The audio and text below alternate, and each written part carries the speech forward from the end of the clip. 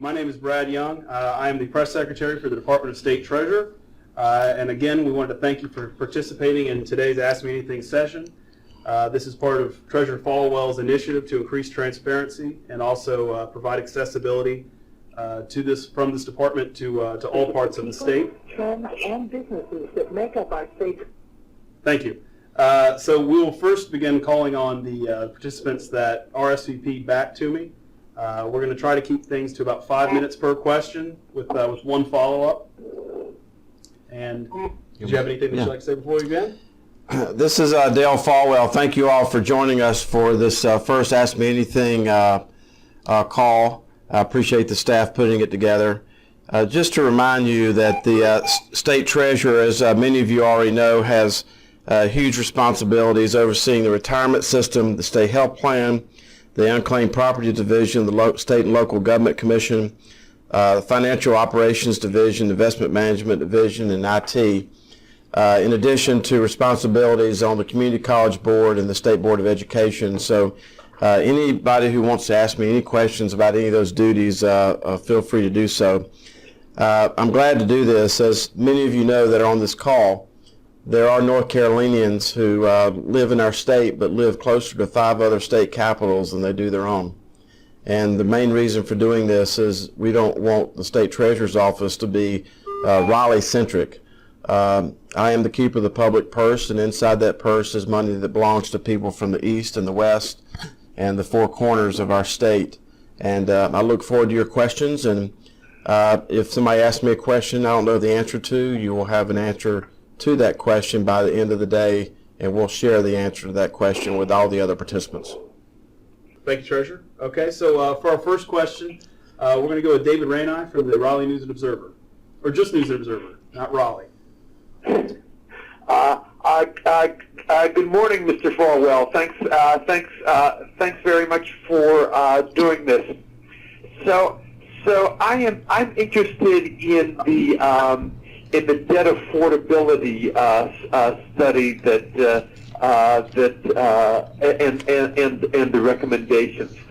First of all, the $38 billion unfunded liability. How does that break down between the pension plan and the state health plan? Great question, David. Thank you for joining us. The $38 billion liability is actually a little bit higher than 38, but to directly answer your question, the first $32 billion of that comes from the OPEB analysis that our actuaries presented to Treasurer Cowell last year, which shows a $32 billion present value obligation for the state health plan. The pension plan is about 94% funded right now, but it's only 94% funded because we're assuming that it's earning 7.25%, which it has not achieved on average, underscore on average, for the last 15 years. If you were to use a more reasonable return assumption on the state pension plan, that liability could be between $5 and $10 billion. How all that relates to the Debt Affordability Study is one of my responsibilities is to be the chair of the Debt Affordability Commission. And we are responsible by February 1st of every year presenting that to the governor and to the General Assembly about how much debt capacity the state has. I'm honored to be a part of the first Debt Affordability Commission that has presented to the governor and General Assembly these actual liabilities as part of that analysis. And therefore, the report that's been presented to them, which is on our website, that report includes the pension and the health care liabilities, and we have developed a plan for how we're going to solve and start putting money toward that liability. And why does that? And to be clear, you recommend raising the targeted debt limit ratio, but that's not the same as the debt limit ceiling. Is that correct? Great question. Our ceiling by statute is 4.75%. The State Treasurer's Office has been using as a 4% over the last few decades. What my proposal is to what we've been using is 4%, raise that to 4.5%, and have the General Assembly appropriate money every year toward what we call the Solvency Fund.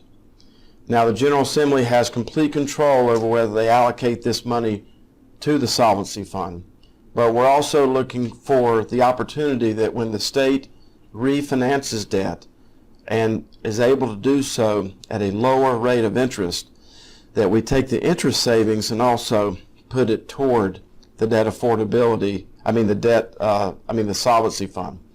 Once the money goes into the Solvency Fund, our recommendation is to apportion it 85% toward the health care, what we call OPEB liability, and 15% toward the pension liability. All right, thank you very much. Did you have one more follow-up? Yes. The report recommends the General Assembly adopt policies to address the liabilities. Do you have a target of how much money the General Assembly should put towards the Solvency Fund each year?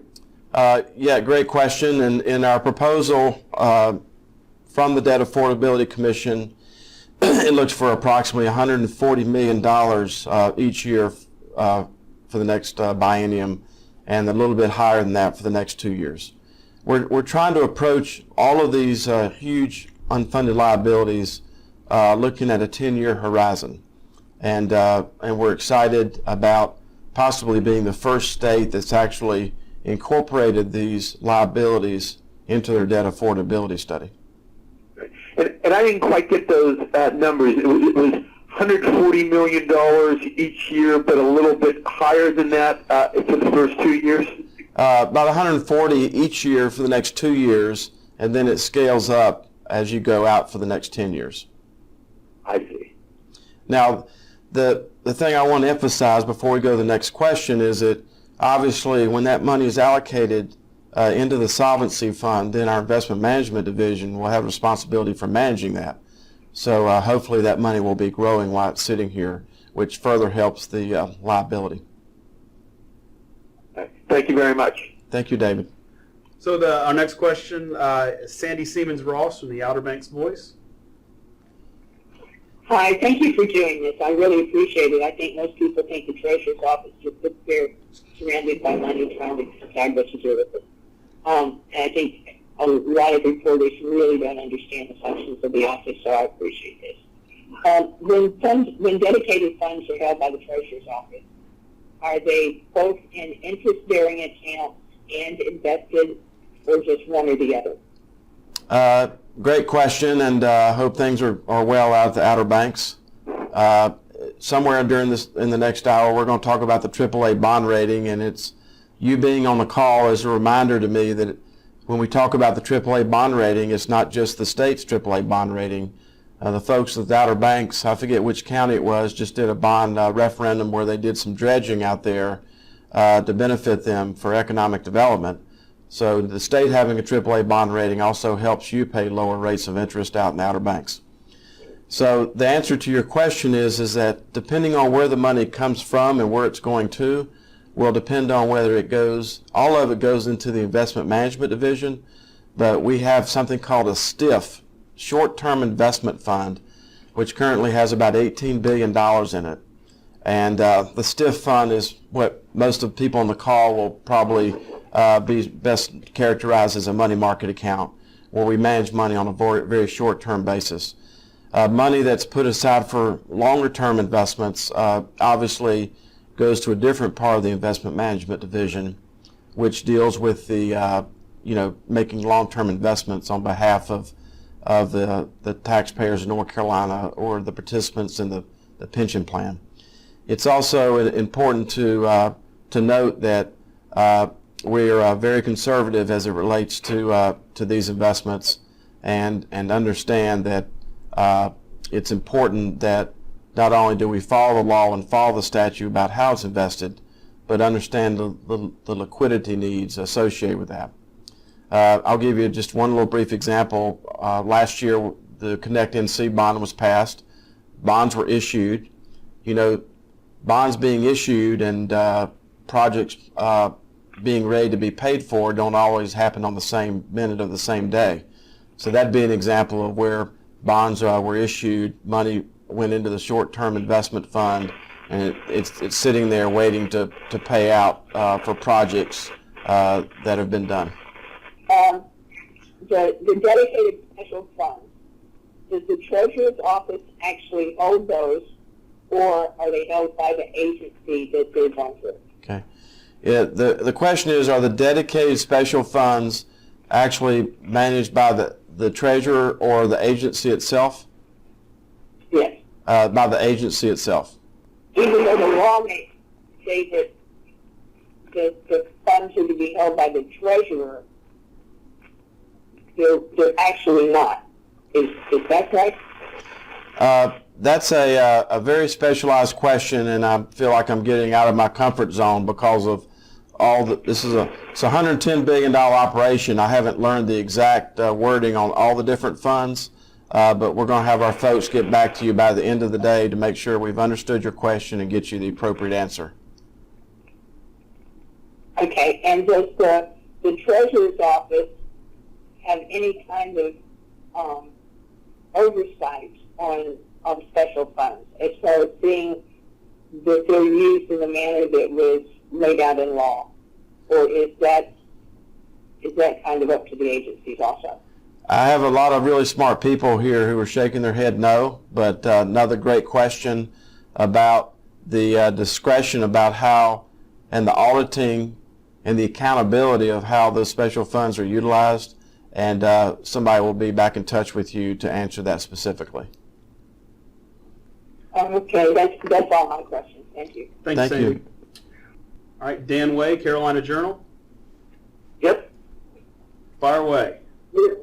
Yeah, I'm wondering, Treasurer Folwell, if you had those meetings with the investment fund managers that you talked about during the campaign, and if so, what you've learned so far about who's getting paid, how they're getting paid, whether you believe that there are savings that could be achieved by re-examining how all that works.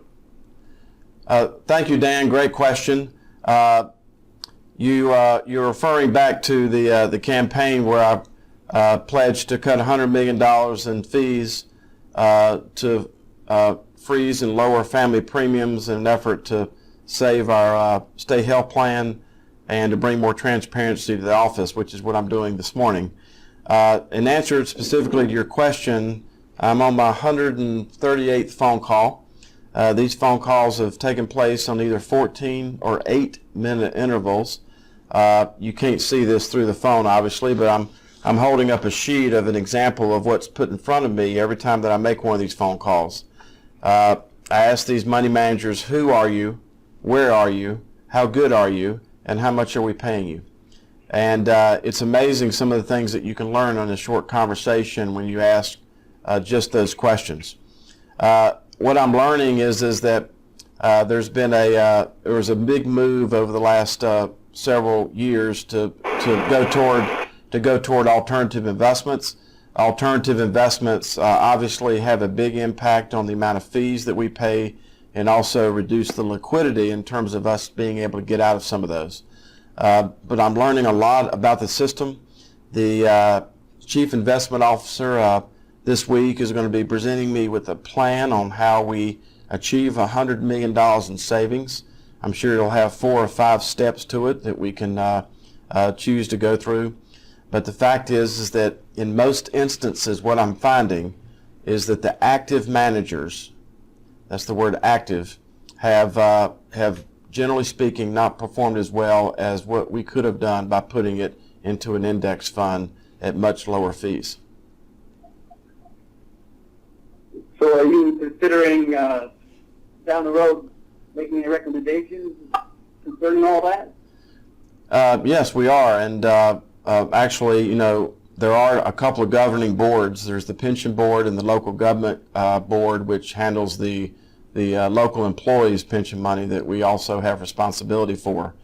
And what we're doing is we're looking for low-cost alternatives to put this into index funds. We already have one index fund that has over $3 billion in it that's being managed for close to 1 basis point. That's not 1%, that's 1/100th of 1%. So we already have some of that taking place at this time. So if I could just ask a little more follow-up, are there contractual issues with that? I mean, or is that something you can negotiate right now, or is it going to be a year, 2 years, 5 years under the contract, are not transparent to the public, because those are given protection by general statutes in terms of confidentiality and proprietary information and so forth. Well, let me add a little more to your question before I answer it, if that's okay, Dan. There's contractual obligations that prevent us from getting that money back and reallocating it somewhere else. In addition to those contractual obligations, in many cases, the investments that have been made inside of these funds are not easily sellable or liquid. So it's not IBM and Coca-Cola stock. It's other things that we, even if there weren't a contractual obligation, it's things that cannot be sold, at a snap of a finger. So we are dealing with both of those constraints. Number one, but the overall theme of all this, and this is for everybody on the line, is that we're going to reduce complexity and build value.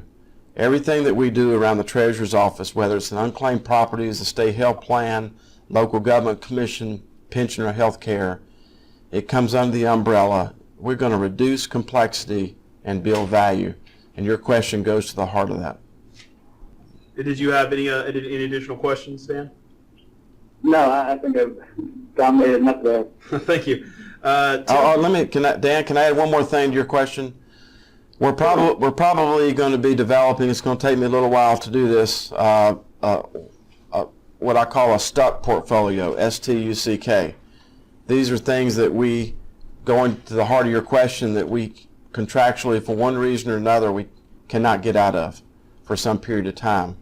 And I think it's only fair to communicate that to the people of North Carolina, because this is their money. Great. Thank you, Dan. Next question will go to Tim Buckland from the Wilmington Star News. Hi, Treasurer Folwell. How are you? Hey, Tim. How are you? Not bad. I have what I believe will be a fairly straightforward one.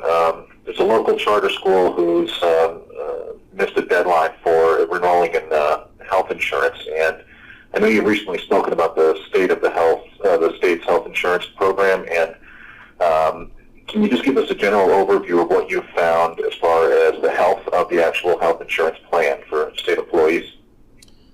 The only way I could characterize it is that it's on life support.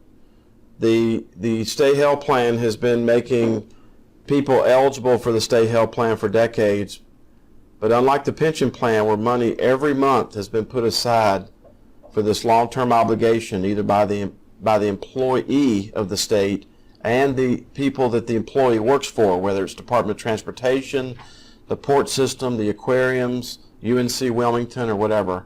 Every month in the pension plan, for as long as that employee worked, money went out of their check, and then money came out of the underlying agency to fund the pension plan so that they can receive this benefit after they retire. Okay. Nothing like that was ever and has never ever been done for the state health plan, even though they still have the same eligibility post-retirement. So it's in right now, just between the pension and the health care, we're looking at almost $4 billion a year in appropriations, 20% of the state budget. And that's why that I'm in a unique situation in Raleigh, and that if we succeed in preserving and strengthening the health plan and the pension plan, everybody wins. The executive, the governor wins, the legislature wins, the people of North Carolina win. If we fail, they're all going to fail. So we're in a really unique situation. Number two, North Carolina, if you look at the Wall Street Journal article that came out a few weeks ago about the financial strength of states, North Carolina is in a different and even a more better unique situation in terms of the other states, especially the border states, which I'm sure you've been hearing about since you're so close to South Carolina and the condition of their pension plan. So we have a unique opportunity by acknowledging these long-term liabilities to actually put money toward the plan and toward these obligations going forward. But at the end of the day, it's tragic that we have beginning troopers in Brunswick and New Hanover and Eastern North Carolina, beginning teachers who, if they make $37,000 or $40,000 a year and they choose the family premium on the state health plan, they're going to have to work 5 days out of every work month this year to pay the family premium. That's something I'm trying to correct, because we're driving away all of our young, healthy people off the state health plan. Okay. So given that, I know you can't predict a success of legislation, but if a charter school, for example, the one that's locally here, misses its deadline to sign up on its own, what's the likelihood of legislation? I mean, if you were approached by a legislator in another part of the state and said, is this something we should consider, what would your advice be? I'm not sure of the particular situation you're talking to about, but and I'd be glad to talk to you about offline, but obviously we're in the check delivering business. And our business at the State Treasurer's Office is about the 3 Ps: people, process, and policy. So I think your question really goes to process. We have deadlines for all kinds of things. We have employees who don't sign up for health care by the deadline, probably not even a much different circumstance than an entire charter school. So we in order to keep the system, we have to have deadlines. I'm not aware of anything that's pending out there with a particular charter school, but other than to tell you that even if somebody misses their deadline, there are processes that they can go through to appeal their case, and all that is available to a person that misses their deadline, or I'm sure a charter school that misses their deadline. Now, another question you have not asked me, but I want to add it to your point, is that we have some local cities and counties that are trying to get in the state health plan. I cannot be reasonably assured that the state's not losing money with these new entrants, but I think within the first 6 months of my tenure that I'm going to be more comfortable with the numbers. I've got to make sure that we're not bringing people onto the state health plan and pricing a product that's underpriced when we really look at all the numbers associated with that. Okay. And as far as charter schools, we have a great number of the charter schools who do not participate in the state health plan. We have a great number of the charter schools that do not participate in the defined benefit plan. They set up their own defined contribution plans outside of the state. All right, sir, that was it. That's what I needed. I hope this is helpful. Thank you. Of course. Thank you. Thank you, Tim. All right, Triangle Business Journal. Hey, Dale, it's Dane Hoffman over here at TBJ, and thanks for answering our questions. I wanted to ask about the pension specifically. You were talking earlier about it. $89 billion in the pension, 40% of it comes from stocks, and the stock percentage of it seems like did the best, if I remember correctly, about 6.3% over the last 12 months. I know you've been looking at all this very carefully. Will you look at the mix of stocks, and you referenced this when you were talking earlier, will you look at the mix of stocks, and would you also consider expanding the amount of, how that's balanced? Thank you, Dane. Thanks for joining us. Your question really has 2 parts to it. One is the mix of what types of stocks that you go into, foreign, domestic, small cap, large cap. But then there's a whole bigger question, what we refer to as asset allocation. How much do you allocate to stocks in general? And this goes back to what I said earlier. We're going to be reducing complexity and building value, and whatever it takes to reduce complexity and build value is exactly what we're going to be doing. What I do know is that there are instances where we have had billions and billions of dollars invested in foreign stocks, and we've paid tens and millions of dollars worth of fees to have those stocks managed. And the portfolio advisor does well, but when we expatriate the money back into dollars, we don't really make anything. I think generally speaking, the correlation, everybody talks about investing in foreign stocks for the diversification purposes. There's so many companies right now that are traded on the New York Stock Exchange, which are foreign companies. There are so many companies that are domesticated in the United States that have 50, 60, 70% of their revenues that come from international markets. I just think that there's not much correlation. There's a high correlation between how the U.S. stock market performs, generally speaking, over time, and how the foreign stock market performs.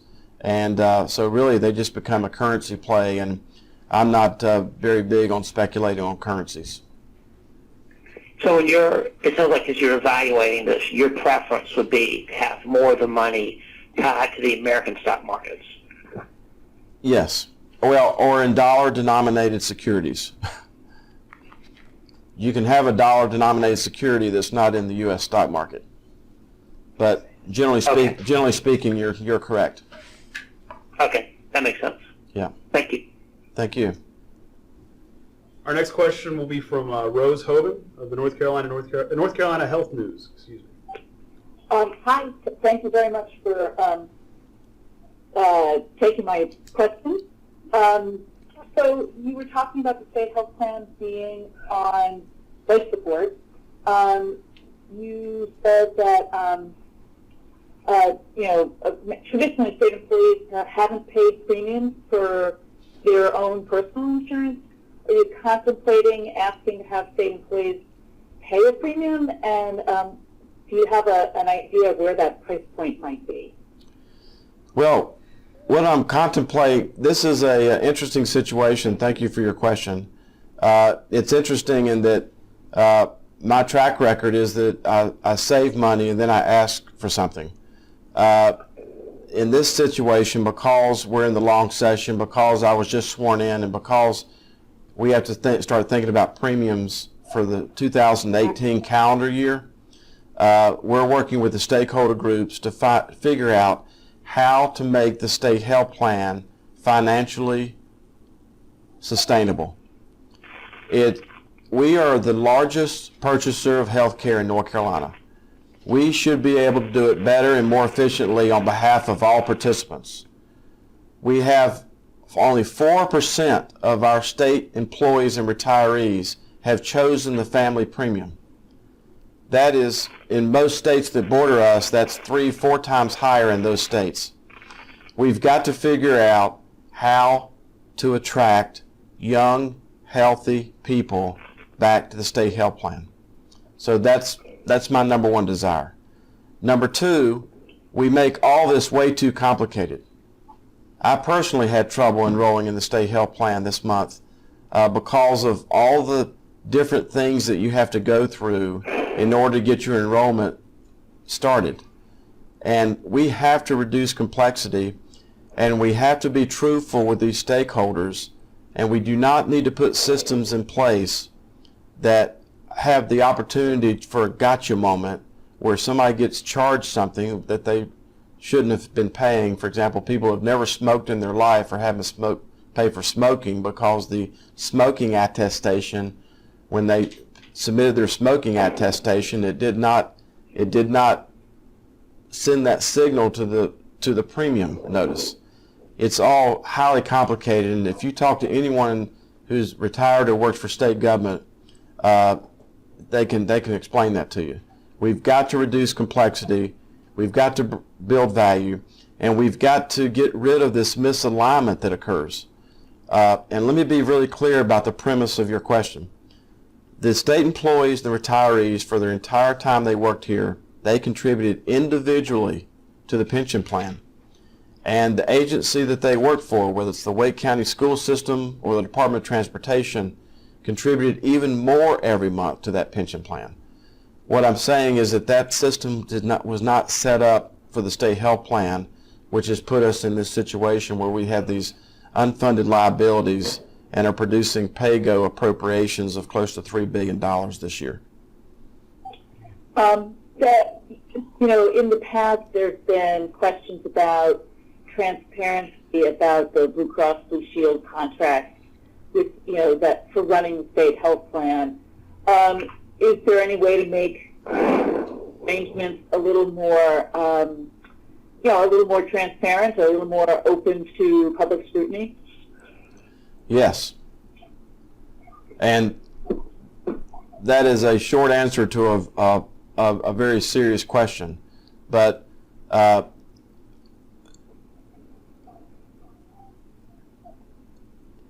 anybody on this call who has ever received an explanation of benefit, I'm not going to make the Warren Buffett $1 million bet to you this morning, but if you can understand what's on your EOB form that comes in the mail, I'll buy you a Snoopy's hot dog on Tuesdays because they're half price. and my point of saying that is that in so many instances, these 800,000 people that are on the state health plan or the state pension plan, they are the patient. And to some degree, based on co-pays and deductibles, and depending on if they have family or spousal coverage, they're also the payer. But the biggest payer anytime that somebody goes in and gets medical services is the state of North Carolina. We have to have these 800,000 people being our watchdogs as far as the cost of things. But secondly, my general counsel is not in here right now, but the Blue Cross Blue Shield relationship that North Carolina has is a third-party administration relationship. They are not we do not pay them premiums. We pay them to administer the back office of our state health plan, and when they present a bill to the state, we pay it. That's how that relationship works. That contract has a 1-year extension clause in it, and we are in talks about not only that whether that 1-year extension is granted, but also how we start the process of opening this contract up for calendar year 2019. And I can guarantee you that the same level of sunshine that I'm trying to put on these Ask Me Anything calls, starting with this one, we're going to apply that same logic to the any contract that the State Treasurer's Office signs going forward. And can I ask one more follow-up about the state health plan? Yes. So if I remember correctly, in 2015, the legislature stipulated that the state health plan fine, and you have to forgive me, but I don't have the numbers in front of me, but find a certain amount of savings. And it was a pretty heavy lift, and the board of the state health plan, to put it delicately, they punted last year after there was some public outcry. How do you, there's likely to be public outcry if you, well, one, how do you fulfill what the legislature asked? And two, there's likely to be similar public outcry when you start fiddling with the state health plan. What's your strategy for going there? My strategy is the same strategy that they had and that is to irrigate these issues. And the only way that I can irrigate them is based on my reputation of working with people and bringing them together and realizing that next to a person's spiritual relationship, their relationship with their family, and their relationship with their health, next to those three things, the two most important things in their life, for 1 out of 10 North Carolinians, so to speak, adult North Carolinians, is the solvency of the state pension plan and the state health plan. I can't imagine trying to fix these problems without these stakeholders having a seat at the table. Okay, thank you very much. Thank you for calling. All right. Is there anyone else on the line that would like to ask a question that has not been acknowledged yet? If you could lead with your name, and that way, just so we know who we're talking to. Yeah. Hey, Dale. This is Dave Mildenberg down in Charlotte. How you doing? Good. How are you?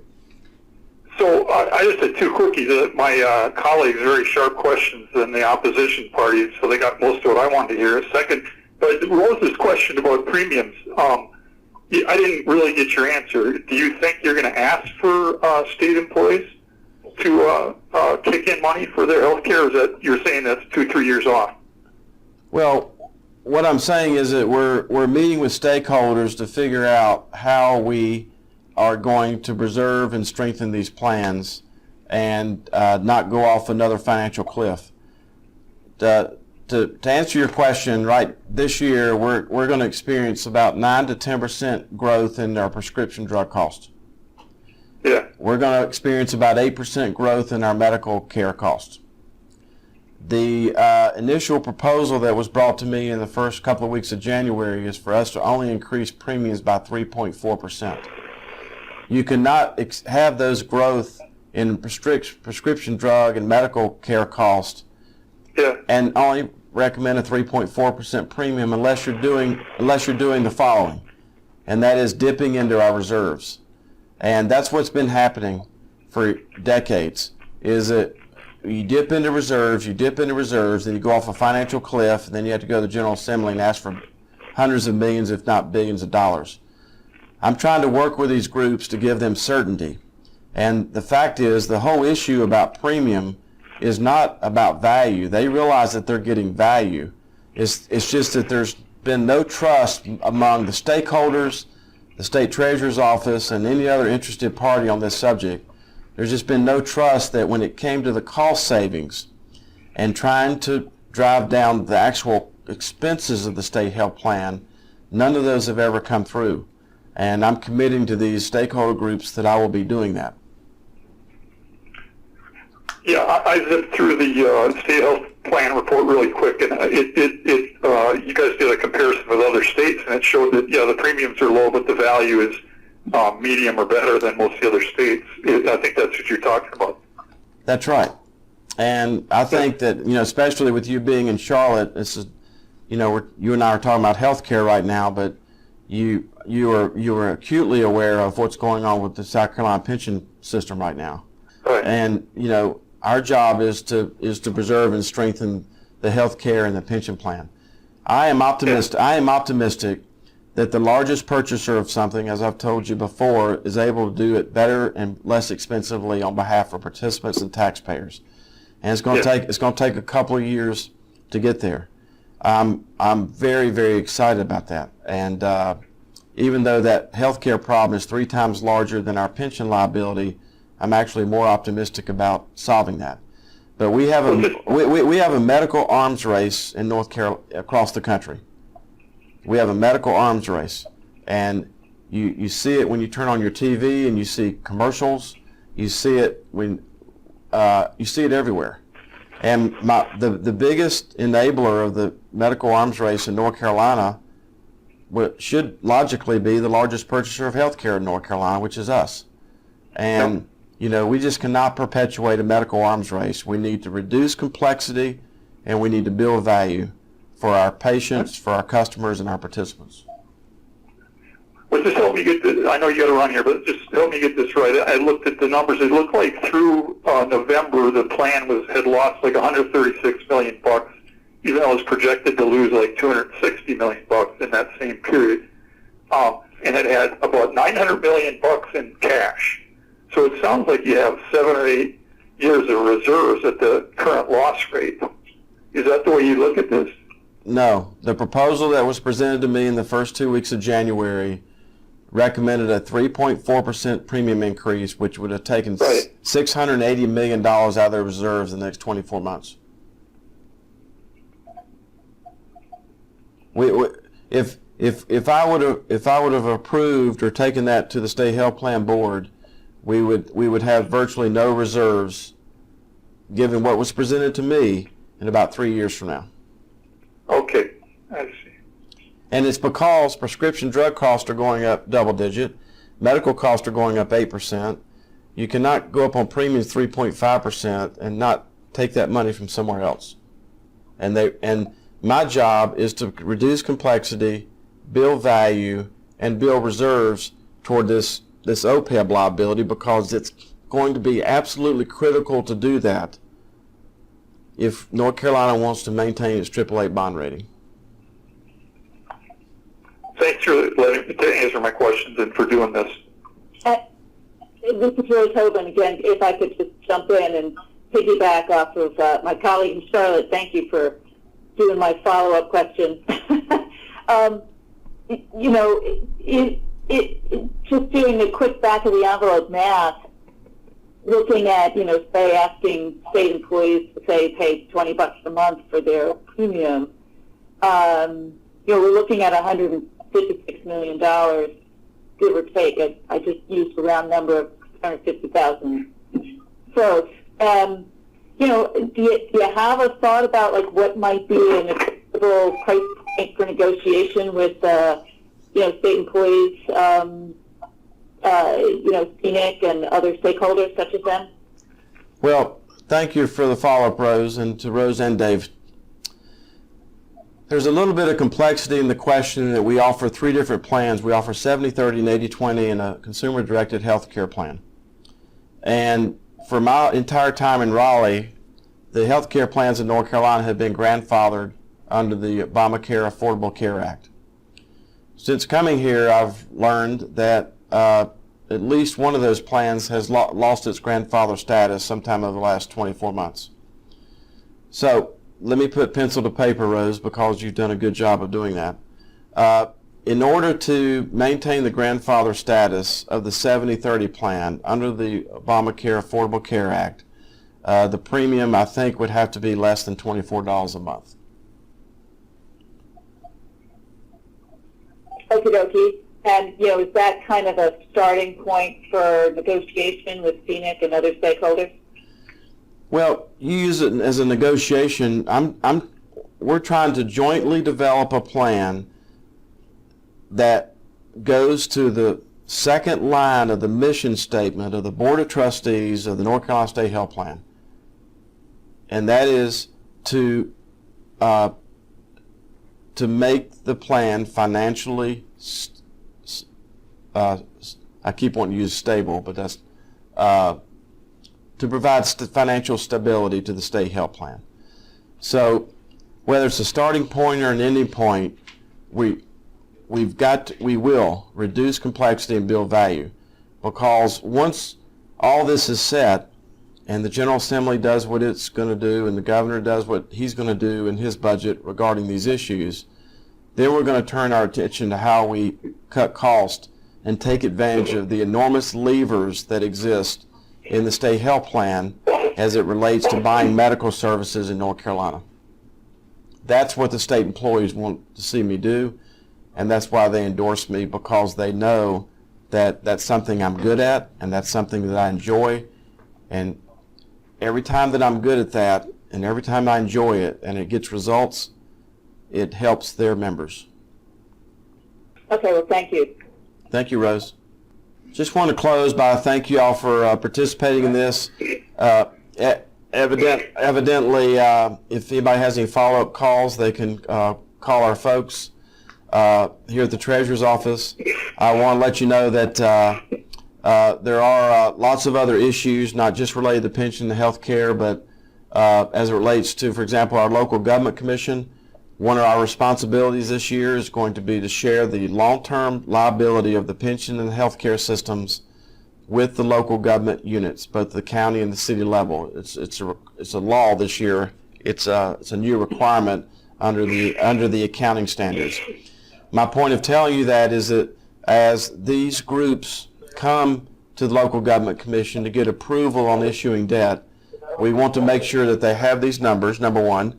And we're going to try to do what we're going to do ourselves is every time that we can refund debt at a lower interest rate, we want to take some of that money and start putting it toward these liabilities. That's something that the rating agencies are going to look very favorably on, which will help all the communities of North Carolina as well as the state itself. So unless anybody else has a follow-up question, you're welcome to queue in. I appreciate your participation in this. I hope that you found it helpful, and we'll do it next month.